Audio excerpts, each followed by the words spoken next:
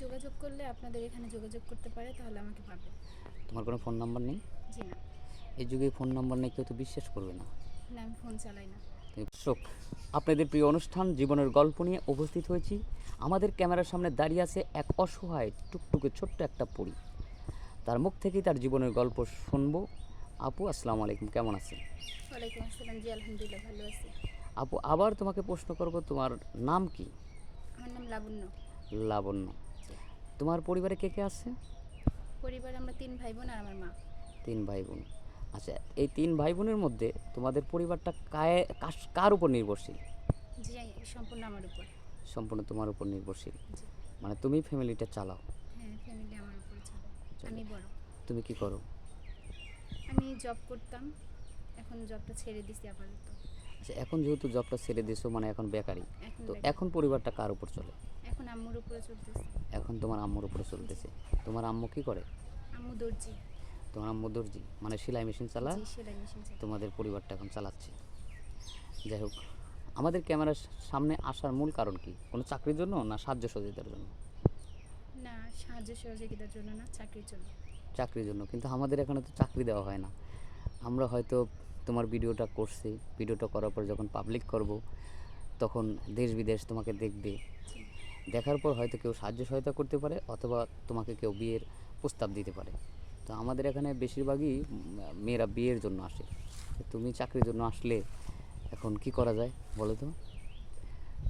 যদি কোনো ব্যক্তি, যদি কোনো ভালো ছেলে হয়, বিয়ে শাদী করার কথা বলে, তাহলে ঠিক আছে, আমি রাজি আছি। সমস্যা নেই। আচ্ছা, যদি কোনো ভালো ছেলে হয় তোমাকে বিয়ে করার জন্য, তাহলে তুমি রাজি আছো। জি।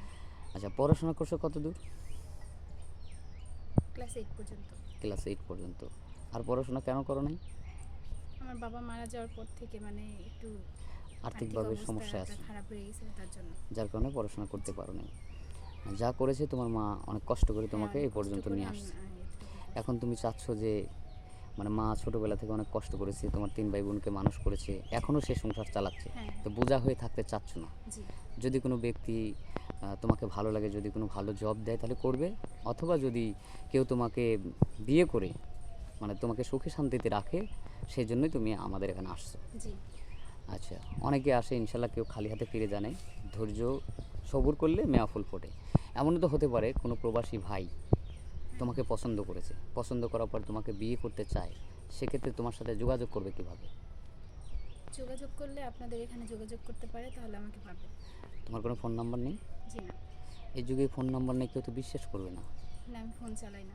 তুমি ফোন চালাও না, পার্সোনালি কোনো ফোন নেই। পার্সোনাল কোনো ফোন নেই, মানে আসলে 3 বেলা তোমরা ঠিকমতো খেতেই পারো না। হ্যাঁ, ফোন কিনবে সেখানে কিভাবে? ফোন কিনবো কি করে? মানে ফোন কিনা, একটা ফোন কেনার চেয়ে কয়েক কেজি চাউল বা তরি তরকারি হলে তোমাদের জি। জন্য সবচেয়ে ভালো হয়। হ্যাঁ, হ্যাঁ। যাই হোক, তোমার দুঃখের কথা আমরা শুনলাম, আর স্কিপ বাড়াবো না। সুপ্রিয় দর্শক, শুনলেন তো মেয়ের মুখ মুখ থেকে সব কিছু, তার জীবনের গল্প।